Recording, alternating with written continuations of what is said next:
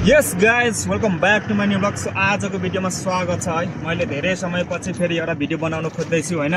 म चाहिँ किन भिडियो बनाएन भन्दाखेरि म बिरामी थिएँ हैन। मेरो पुरानै एउटा स्टोन थियो है, त्यो स्टोन चाहिँ झरेको जस्तो गरेर म एकदमै बिरामी थिएँ अनि काममा पनि एक दिन काम पनि गरिनँ र मैले भिडियो बनाइनँ है। निकै दिन भयो, लगभग भयो होला 15-20 दिन भयो होला मैले भिडियो नहालेको है, भिडियो पनि बनाइनँ र आज चाहिँ एउटा भिडियो बनाउँदैछु। सो त्यही हो, तपाईँहरू सन्चै आरामै हुनुहुन्छ होला, म पनि एकदम सन्चै आरामै भन्नुपर्छ है। म पनि एकदमै बिराम भएर पनि अब निको भइसकेको अवस्था छ। औषधि खाँदैछु, दबाई खाँदैछु। स्टोन सामान्य हो है, पानी चाहिँ एकदम धेरै खानुपर्छ भन्नुभएको छ डक्टरले र त्यही हो हैन। म चाहिँ आज हिजो गाउँ गएको थिएँ अनि आज गाउँदेखि आइहरि पनि फेरि गाउँ जाँदैछु, किनभने यहाँ एउटा हाम्रो फक्कालो गाउँपालिकाको स्वास्थ्य चौकीको चाहिँ सामान थियो, त्यो सामान लगेर जाँदैछु हैन। अनि यो सामान चाहिँ यहाँ भरि पनि छ, यहाँ पनि छ। यहाँ चाहिँ आज म एक्लै छु अनि पछाडि पनि छ, हुटमा पनि छ, निकै धेरै थियो। वेट चाहिँ छैन, वजन चाहिँ कति पनि छैन, तर पुरै उयो धेरै बोझ भयो क्या। अनि यो सामान चाहिँ पछाडि चाहिँ यो स्कुलमा फ्रीमा बाँडिने, विद्यार्थीहरूलाई बाँडिने फ्रीमा बाँड्नको लागि लगेको प्याडहरू छ हैन। त्यस्तै छ, हल्का हल्का चिजहरू छ। म अहिले पुगेर फर्किनुपर्ने, ढिलो भएको। फेरि आज होली रहेछ, होलीको पनि शुभकामना तपाईँहरूलाई है। मनाउने जतिले एकदमै भव्य साथ मनाउनु होला, मेरो तर्फबाट शुभकामना छ। र आज होलीले गर्दा फेरि यहाँ ध्वनि सेवा चाहिँ एकदमै बन्द गरेको थिएछ अनि ढिलो भयो। त्यो दाइ कहाँ जानुभएको थियो, फोन गरेर बोलाइ गर्दा 4 बजिसक्यो अनि मैले आधा दिनमा भिडियो बनाउनु सुरु गरेँ, लोड गरेँ, हिँडिसकेँ। अब म 2 घन्टा 2.5 घन्टामा पालिका पुग्छु, त्यसपछि फेरि फर्केर आउनुपर्ने हुन्छ अनि भोलि या पर्सि उता अर्को साइड जानुपर्ने हुन्छ हामी। सो त्यही हो गाइज है, त्यस्तै छ। बाटो चाहिँ एकदमै कच्ची नै छ। एक्लै छु, अब अल्छी चाहिँ लाग्छ होला। मेरो डेक सेक बजाउँदै गीत सुन्दै जान्छ। पानी पर्नलाई पुरा तम तयार भइरहेछ है, पानी पर्नु आँटिरहेछ है। अब मैले हुटमा भएको सामान पनि एडजस्ट गरिसकेँ, भित्र यहाँ ल्याइसकेँ, उता पनि लाएँ होइन। पानी पर्न लागेको छ। अब पानी परेर मलाई बाटो छेक्ला कि जस्तो भयो यार। बाटोतिर ढुङ्गा त होइन, रुखहरू लड्छ है, हावा ठुलो चल्यो भने त रुखसुख लडेर मलाई बाटो पो छेक्ला कि जस्तो डर भइसक्यो है। मात्रै पानी पर्नु आँटिरहेछ, सो देख्न सक्नुहुन्छ है। ल गाइज, म चाहिँ अब चाहिँ आइपुगिसकेँ होइन। यहाँनिर चाहिँ खचाखुचुक बाटो सिद्ध्याएर टक्कसँग म गोरेटो बाटोमा आइपुगिसकेँ। अब चाहिँ मेरो गाडी रन्किनेवाला छ है।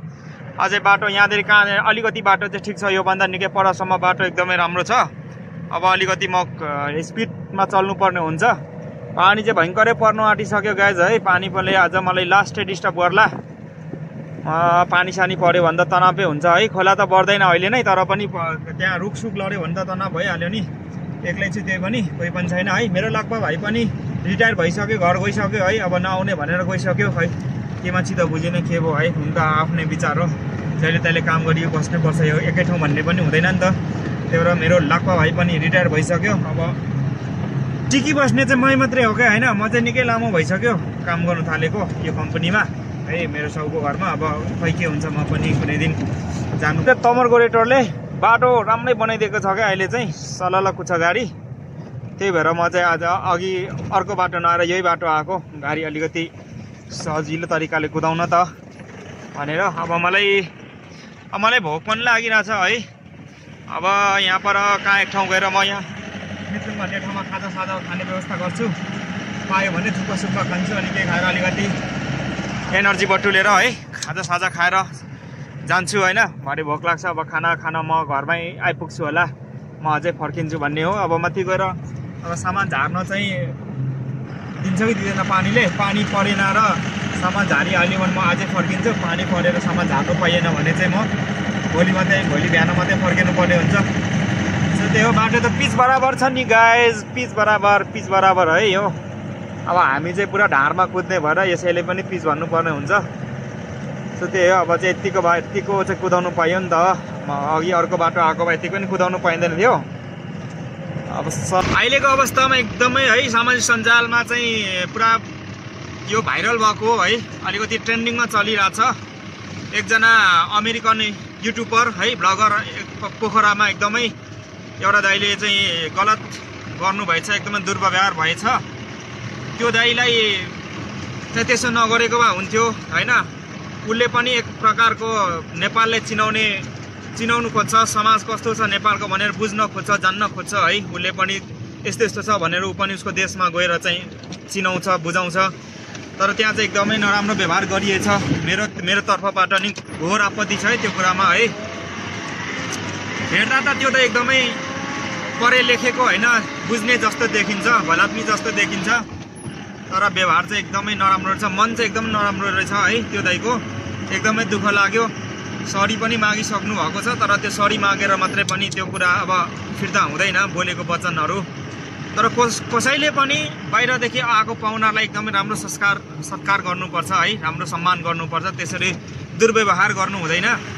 मेरो सन्देश त्यही हो, मेरो सुझाव पनि त्यही हो। जे गर्नु थियो गर्नु हुँदैन थियो त्यो गर्नुभएछ, ठिकै छ। अब है हाम्रो चाहिँ कस्तो हुन्छ भने पाहुनालाई एकदमै सम्मान गर्ने संस्कार छ है। हाम्रो चाहिँ म चाहिँ लिम्बू समुदायको मान्छे, म पनि आफै लिम्बू पनि हो।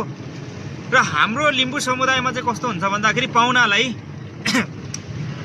ऊ जोसुकै होस्, एबिसी जोसुकै होस्, तर पाहुनालाई चाहिँ आफू नखाइ पनि दिनुपर्छ क्या। आफू नखाइ पनि उसले राम्रो गर्नुपर्छ। किनभने पाहुना भनेको जहिले बस्दैन नि त, आउँछ एक छाक खान्छ अथवा दुई छाक खान्छ, तीन छाक खान्छ, जान्छ। पाहुनालाई राम्रो गर्नुपर्छ भन्ने संस्कार छ हाम्रो समाजमा। तर त्यता चाहिँ देखिएन, त्यो खालको संस्कार देखिएन। एकदमै त्यो पुरा खिच्चा तरिकाको व्यवहार गरियो, त्यो चाहिँ गर्नु। सो गाइज है यहाँ त असिना नै परेछ। आम्मामा यहाँ हेर्नुहोस् त, आम्मामा टन्नै असिना परेछ। कस्तो अँध्यारो भइरहेको थियो, यहाँ चाहिँ असिना परेछ। धन्न म चाहिँ यहाँ असिना पर्दा यहाँ आइपुगेको थिइनँ है। असिना चाहिँ भयङ्करै परेछ है। हेर्नुहोस् त असिना, खत्रै असिना परेछ। वाउ, आएछ नि त असिना। धन्न म यहाँ आउँदै थिइनँ क्या असिना पर्दा। कस्तो पर्यो होला पानी, आम्मामा डेन्जरै परेछ। यहाँ थुप्रै छ असिना आएर हेरौँ। आम्मामा लु हेर्नुहोस् गाइस,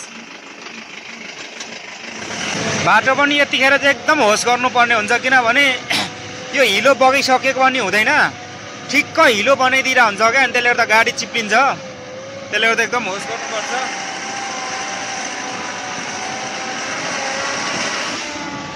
असिना है गएछ, असिना बरफ गाइस होइन। हिजोको भोलि होइन, भोलिको हिजो पनि भइसक्यो। म हिजो आएको, हिजो फर्कौँला भनेर चाहिँ काम तयार गरेर आएको, तर खत्रै पानी पऱ्यो होइन। हिउँ असिना परेर हिजै बेलुका चाहिँ सामान झारिदिएन क्या मान्छेले। अनि आज ध्यानमा चाहिँ झारेर म फर्किँदैछु है। अहिले म आधी बाटो पनि पुगेछु। आज चाहिँ पानी परेको छैन, घाम लागिरहेछ, मौसम पनि दामी भइरहेछ। यहाँ मभन्दा अगाडिपट्टि एकजना दाइ पनि छ है, साथी त्यहाँ पनि दुईजना मात्रै मान्छे रहेछ। त्यहाँ अलि धेरै भएको मात्र छैन रहेछ होइन। त्यो भएर म पनि एक्लै छु यहाँ, म पनि एक्लै छु। अनि त्यो दाइ दुईजना मात्रै रहेछ। अनि उनीहरू जान्छ, दुईजना साथी भएर जाँदैछौँ। सो त्यही हो। अब बाटोमा त त्यस्तो खराबी केही पनि हुँदैन। बाटो त अघि बिहान जाने गाडीले पन्चाइदिइसकेको छ। अब हामी त बिन्दासमा जाने, ढुङ्गासुङ्गा लडेको छ भने पनि। सो त्यही होइन। आज चाहिँ मौसम चाहिँ एकदमै क्लियर छ है गाइज है। मौसम एकदमै क्लियर छ, कहीँ पनि केही छैन। दामी चाहिँ म चाहिँ नि हिजोअस्ति चाहिँ झापा झरेको थियो होइन। झापा झरे गाडी अलिअलि मनमन गर्नु थियो, गाडी साडी बनाएँ, चिरै त लगेर गएको थिएँ। अनि यसो दक्षिणा सब्जी भन्ने मिल्यो, अलिअलि भन्दा नि राम्रै दक्षिणा मिलेको थियो। अनि गाडी साडी गरेँ, अनि गाडीमा अलिअलि सामानहरू नै एड गरेँ मैले है। यहाँ एउटा पङ्खा एड गरेको छु। अब बर्खा लाग्यो नि त, बर्खा लागेपछि त एकदमै गर्मी हुन्छ। अनि घरि गर्मी हुन्छ, कुनै चाहिँ गर्मी ठाउँमा गएर चाहिँ बस्नुपर्ने हुन्छ। त्यतिखेर पङ्खासँग चलाएर चट्टोसँग होइन, शीतल बस्दिनु पर्छ भनेर चाहिँ मैले यहाँ पङ्खा पनि मैले एड गरेको छु। दामी पारामा चल्छ। आम्मामा यस्तो मस्त चल्छ क्या पङ्खा पनि, पुरा सासै थुन्ला जस्तो चल्छ क्या। यस्तो खतरा पङ्खा रहेछ यो। अनि मैले हेडलाइट फगी लाइटहरू एड गरेको छु। उता त्यता अलिअलि सामानहरू जोडेँ होइन। अनि चाहिँ त्यही अब म जान्छु र फेरि सामान लोड गर्नु छ गाइज है। सामानहरू लोड गर्छु, त्यस्तै छ। चाइज पनि लागिसक्यो है। म त 1 महिनामा फर्केँ क्या, मैले यादै गरिरहेको छु। म फागुनमा हिँडेको, चैतमा मात्रै झर्दैछु अब। अनि 1 महिनामा अब चाहिँ बर्खा लाग्यो, पानी पर्न सुरु भयो है। अब कमाइ खेती पनि भयङ्करै अब लाउनु थाल्नुपर्ने हुन्छ कुनै ठाउँमा। अब हाम्रो लेकतिर चाहिँ भर्खरै त्यतिखेर मात्रै मकै रोप्ने सिजन हो। अब फागुन चैतमा मात्रै मकै रोप्ने सिजन हो। अनि अब कमाइ पनि लाउनु सुरु भइसक्यो पानी परेर। अनि बाटो पनि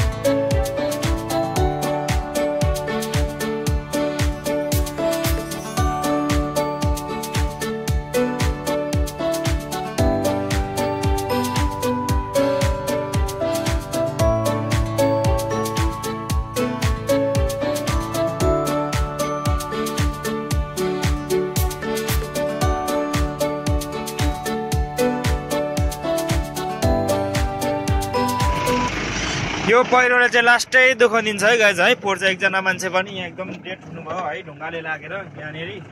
यो चाहिँ अब पहिरो सरिरहने खालको पहिरो हो। अब यो चाहिँ हिउँदो लागे बर्खा लागेपछि चाहिँ यो चाहिँ एकदमै यहाँ चाहिँ हामीले चाहिँ डिस्टर्ब गर्छ यो पहिरोले। पानी झरेको गर्छ। तल्लो बाटो त बन्द भइसकेछ हिजै थोरै पानी पर्दा नै। हामी यो तल बाटो पनि कुद्छौँ तर यो तल चाहिँ पुरै बन्द भएछ। अनि यो पहिरो चाहिँ लास्ट खतम पहिरो हो क्या। पहिरो झरेकै गर्छ है, कुद्दै गर्ने झर्दै गर्ने हो। अनि लाग्यो भने मर्दै पनि गर्ने हो यहाँ चाहिँ।